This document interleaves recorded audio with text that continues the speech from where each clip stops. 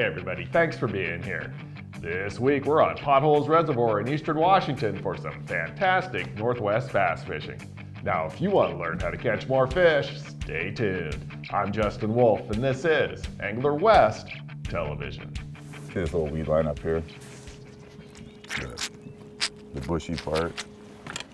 Should be probably on the top edge of it because the current comes this way. This is all the water that runs out of Moses Lake. Runs right through here. Yeah, you know, it's, oh, there's fish right by that. See that swirl?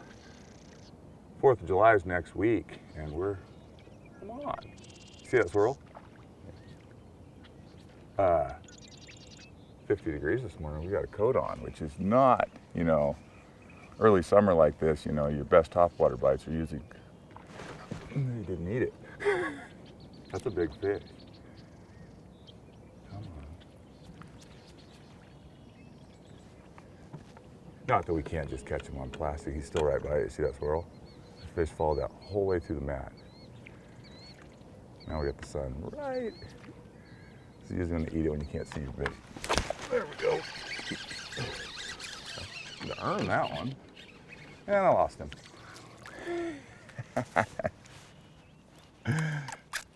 Little Spro popper frog. I like the popper frog. See how this vegetation's pretty sparse? It's not real thick where you're not really needing to fish a traditional frog.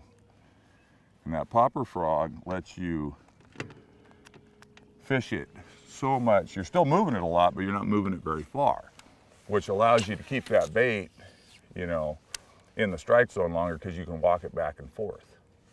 Where, you know, your traditional frog, you're gliding it, you know, and walking it through stuff. And it's kind of just a matter of playing around. Sometimes that faster presentation with the regular frog when they really want to chase, but more times than not, if it's pretty open water stuff like this with a little bit of salad, that popper frog, for me, catches more fish.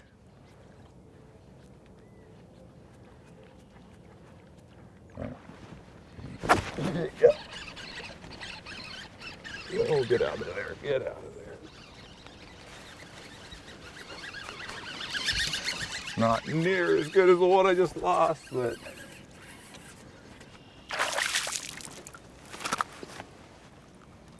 Ooh, there's a weird way to hook them. A little 2.5 pounder. This lake's full of these. Potholes has a great largemouth population and a pretty darn good smallmouth population. It's a reservoir and it lays out completely different from end to end. So you've got kind of the northeast to northwest corner that's primarily sand, a lot of vegetation, a lot of willow growth, you know, everything from weed lines, you got some salad, beaver houses, all that. Where the southeast and eastern portion of the lake's primarily rock-based, which you've got good largemouth in areas there too, but it's more kind of lays out where the majority of your largemouth fishing is on one end of the lake, the majority of your smallmouth fishing is on the other. Not that there isn't good brown ones mixed in with the green ones in a lot of places too, but it's, from a bass fishing standpoint, it's kind of a unique body of water because you've got kind of the best of both worlds, and it lends itself structure-wise. Guys can fish how they want to fish. Where a lot of places you go, you're kind of forced to fish in certain ways if you're going to be competitive and, you know, catch them, where this lake kind of lays out. You can catch them however you want to catch them. This might not be the way to catch the right ones. A lot of these places like this, when this water goes down, you've got current. All of Moses Lake's water is coming through here. And anytime you can add current, it really helps position your fish.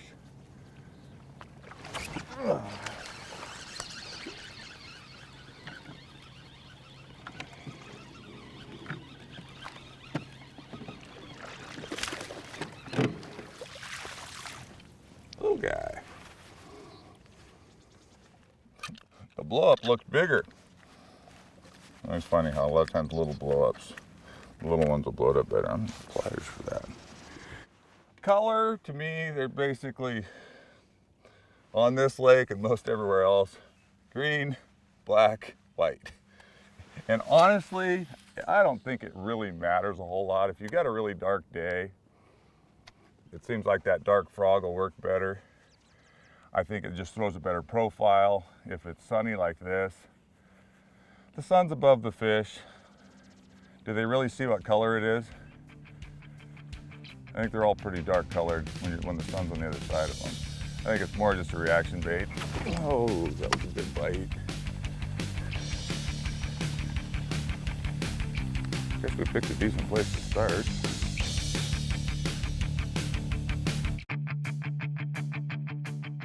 Welcome back to Potholes Reservoir. I'm Justin Wolf. We've launched out of Mardon Resort with Levi Meseberge, who's run straight to a point that catches the flow of water out of Moses Lake, positioning the largemouth bass that are really jumping all over Levi's Spro Bronzeye Pop Frog. Levi has a white frog tied on, but it's the action of this unique frog that's definitely the key to getting blow-ups. Honestly, I mean, I'm throwing a white one right now, but if you forced me to fish with one frog, I'd probably take that green one with a lighter belly. And just, you know, confidence-wise, I've caught a lot of fish on that. And it actually kind of matches the frogs that are actually here. Oop, swirl behind it, eat it. There's a better one. Oh, where is he in the weeds? A little better.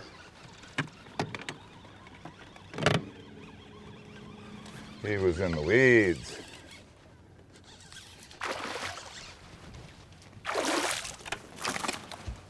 That one ate it.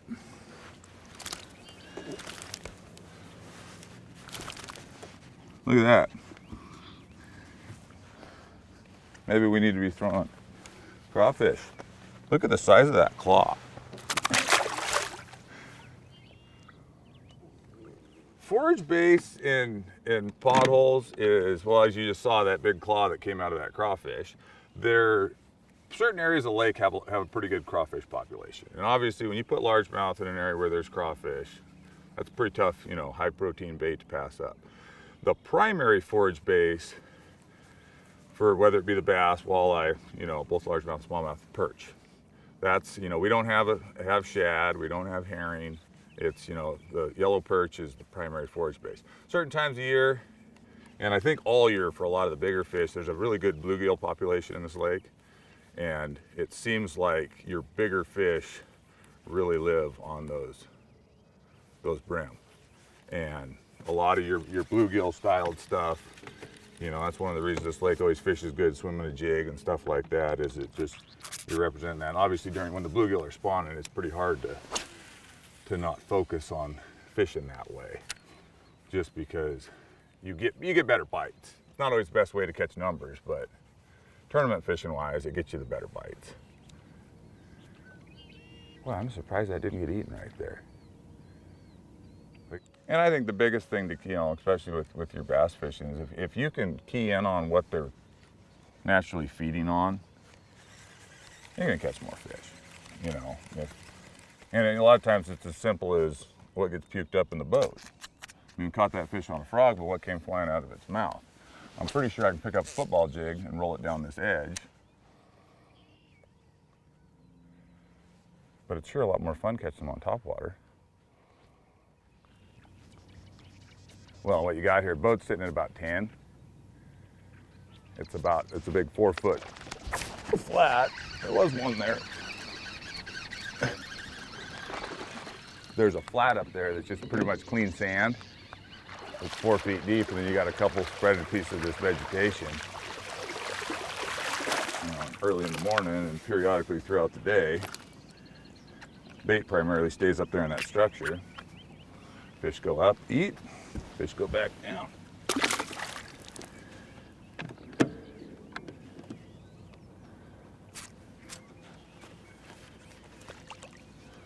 One more out of there, you think? Why not?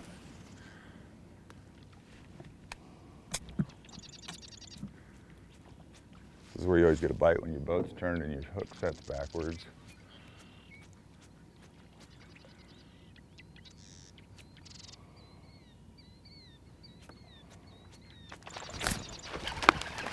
Smallmouth? They just look dark to the sun.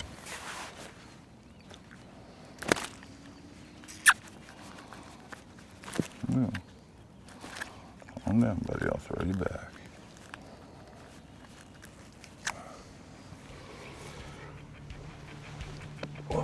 fish like that in this lake, which it's always good to have little ones. 'Cause you won't have big ones forever if you don't have little ones. That frog was brand new 20 minutes ago. Look at all the tooth marks.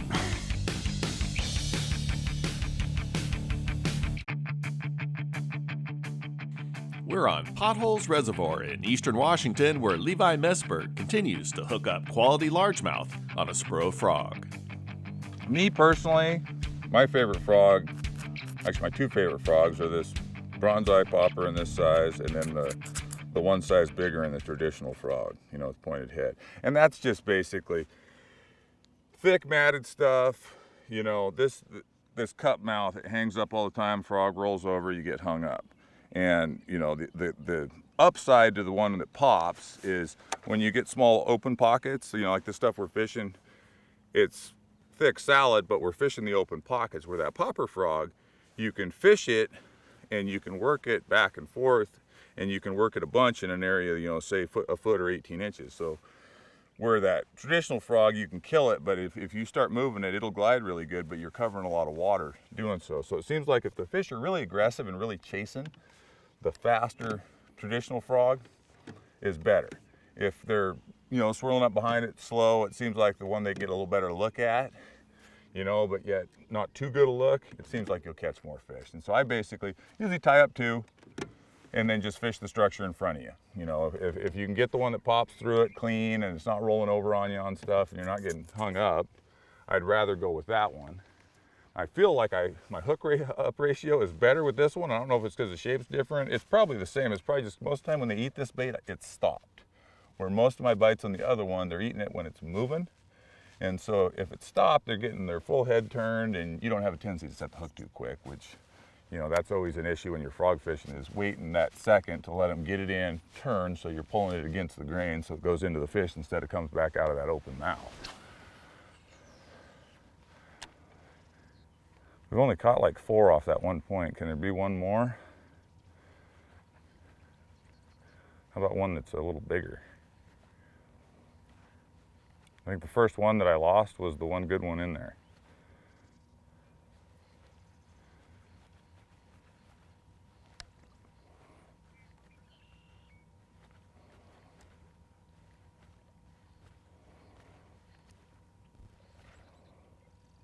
See, like right that area where that came through? See how I got hung up there for a while in the cup mouth?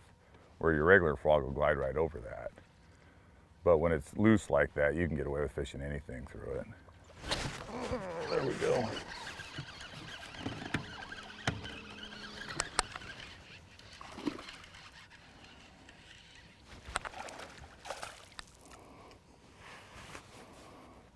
I've been throwing this frog right out of the box, and as you can see by the tooth marks, what have we caught? 6 or 7 fish on it. Didn't trim the legs. Normally, I like to take off about 1/4 inch on one side, and then about 1/2 to 3/4 inch on the other side. So they're slightly different in length. Profile, I don't think it changes much, but it allows your bait to turn in place better, which means you can work it in a small area longer. The more you can get left and right, and the harder you even get it all the way to where it actually turns around. You get those little pockets, you know, in a mat that are 10, 15, 18 inches wide. If you can get that bait, you know, to walk back and forth 4 or 5 times instead of once or twice, I feel like you just up your percentage of getting that fish that was looking at it to go. And a lot of these fish today we've been seeing them wake around it or nose up to it. They're not just crushing it. You know, they're eating it, but they're following it. And that's where I think the popper frog, when the fish are really kind of not super aggressive, but wanting to follow it a little bit, that it's a little slower. You can work it fast still, but it's not moving fast. So you can make a lot of action without covering a lot of water, which allows fish to not force them into chasing fast. On the other hand, the faster frog might push the reaction bite, and it might actually work better, but this one's been getting a lot of bites, so it's kind of hard to put it down.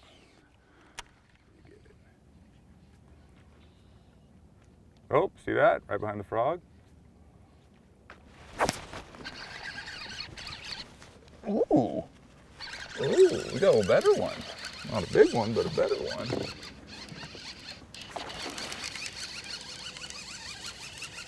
Never saw it, it just feels heavier. Yeah, that's better.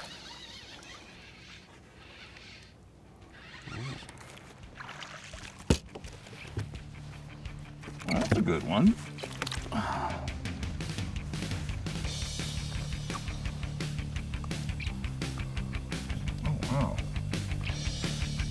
He wasn't coming off.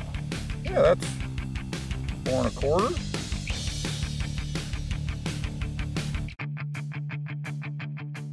Hey everybody, I hope you're enjoying today's episode from Potholes Reservoir, which is about an hour's drive north of the Tri-Cities in eastern Washington. So far, everything you've seen in this episode happened in less than the first hour of filming. The frog bite using Spro Bronzeye Pop Frogs has been outstanding, and Levi Meseberge continued to catch frogfish throughout the day. But we did get lots of great largemouth on plastics as well. A little crawfish scent. These are slick because they don't get all over you. Easiest way to do it is just wipe it down the bait. And me personally, I think half of what the scent does is get rid of you off the bait, your human scent. So, but the deal with fishing, if it works, it works. Don't overthink it. The 5-inch Yamamoto Senkos produced, as did the Yamamoto Sanshouo, a bait that mimics a salamander very well. This lake gets pretty warm, so you get a pretty good algae bloom. And so your visibility goes down to still decent visibility, 2.5, 3 feet. I really like the black and blue then, and right now we're still pretty clear. You can see, probably 5 feet, which, I think probably confidence-wise, numbers-wise, I think I do better on a lot of the green pumpkin stuff. But just personally, I feel like I catch better fish on black and blue. Potholes is an incredible largemouth bass fishery, but it's known for its smallmouth as well. Rock ledges at the south end of the lake hold big numbers of smallmouth that will fall for a wide variety of baits, but they really like Yamamoto Hula Grubs. He's small in the body too, not just the mouth. Eat that little hula grub. I mean, pre-spawn and spawn for me, right now, if we went out deep and spent a bunch of time, we could probably find a little pack of, those 3.5, maybe 4 pound fish. But to be honest, I haven't fished smallmouth. We kind of, at this time of year, in quite a while. This lake has, if you like smallmouth fishing, it's all there for you, but it's got such great largemouth fishing that I personally have a tendency to lean that way just because I like to fish that way better. Potholes is an incredible bass fishery because it's an incredible habitat for other types of fish, crustaceans, and insect life. In other words, the predator fish, like the bass and walleye, have lots to eat, a result of an effective habitat improvement project. Well, as you can see, all this vegetation we're fishing provides really good cover for your fish of the year, and so if you can protect those younger fish longer, provide them some structure to hide, to where they're not pushed out into open water and eaten, you're going to have a better fishery over time. Like we talked earlier, this is an irrigation reservoir, and so it draws down about 20 feet throughout, the summer. All this vegetation, all this willow growth, all this stuff we're fishing right now will be high and dry. And then it'll stay that way because it's gradually filled throughout the winter. So what happens is all of these fish get essentially pushed out into the main lake. And a lot of them stay back here in these channels, but there's not really any structure left to hide. I missed the cast. So, I think we're 13 years into a habitat project that my dad started. And it's very similar. It's a piggyback off the Havasu project where you've got, PVC structures with, orange construction netting, for a fencing material. And then we put willow growth, just like the willow growth you see out here, inside those boxes. What that does is little fish can come and go as they please or stay inside of it where big fish can't follow. So in the main lake basin, where, after 65 years of being underwater, all the natural vegetation that was there originally is rotted off, and it pretty much looks like, similar to the landscape of the moon. We put those reefs out there, and it provides sanctuary for your smaller fish. The total build out on that is 9,600 boxes. I don't know if we'll make it. It's a funding deal. You can only build to the point where you can generate money, and we're at about Oh, we're pushing 3,000 right now. We're 2,900 and some. And it seems to really be working well. You know, we're seeing our crappie fishery come back. The bluegill fishery's coming back. And whether that's something you fish for or not, if you've got good panfish in a northern lake, you've got good predator fish. Because that's, you know, your perch crappies and bluegills are a forage base for your larger fish. At times there's a bit of, you know, from a bass fishing standpoint, it doesn't seem to matter too bad, but there's a bit of a downside right now because we've got a really, really good bait fish population, small fish, which from a walleye fishing standpoint, when your bait fish population is really big, walleyes are hard to catch. They're not actively feeding all the time because the food's always there. You know, from a bass fishing standpoint, it doesn't seem to matter. This lake fish is pretty consistent year in, year out. Potholes is definitely one of the Northwest's top fishing destinations, and it's also famous for duck hunting. Bardon Resort at the south end of the lake has the best boat ramp and dock facilities, and also great cottages, RV facilities, bunkhouses, and camping. The perfect place to stay while experiencing the huge variety of fishing available at Potholes Reservoir. I don't know what it is. It's not a bass.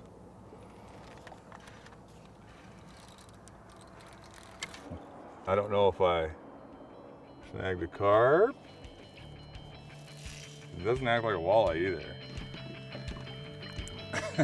You do not see that every day. What's that, 4 pounds-ish? 3.5. But it ate a Spro crankbait. Sort of.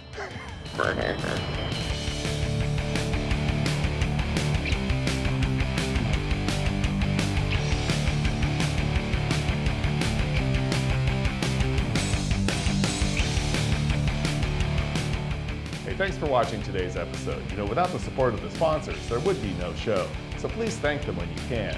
Now, get out there and do some great fishing.